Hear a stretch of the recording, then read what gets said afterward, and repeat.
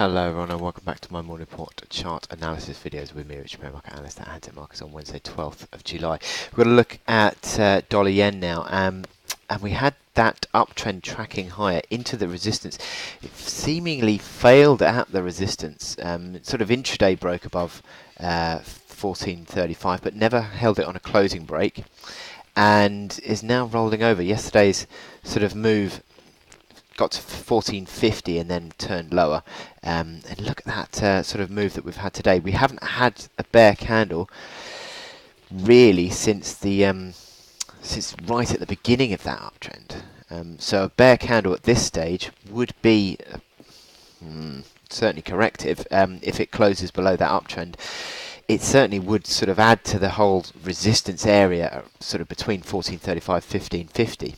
On dollar yen, and start to question the bull control. Now, momentum indicators are not really yet turned lower in any real fashion. I mean, the RSI is still above 60, stochastics still above 80, MACD line still arguably tracking higher. So it's not really sort of given the confirmation yet, but certainly if this correction develops, then I think we are in a bit of a scenario where the market could be tracking lower again. This resistance, this support band, I believe now, sort of 1270 up to 1370. This 100 ticks of resistance, 100 pips of resistance, is important, isn't it? I think, and ultimately could be Yellen that sort of drives the market either way on this one, whether it sort of holds that support and pulls back higher again, or sort of breaks down.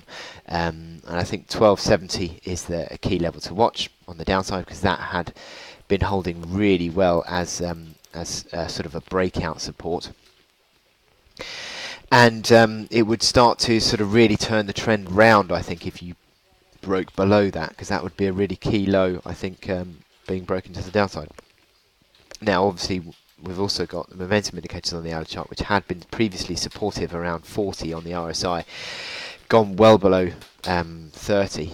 Look at the MACD lines, well below neutral. So it begins to look more corrective all around, doesn't it? I mean, the 144-hour moving average, this black line here, having been previously a basis of support all the way up, could now turn into resistance. So these are all things we now need to look out for. But Yellen, I think, could drive the sentiment today, and it could confirm that breakdown of the uptrend.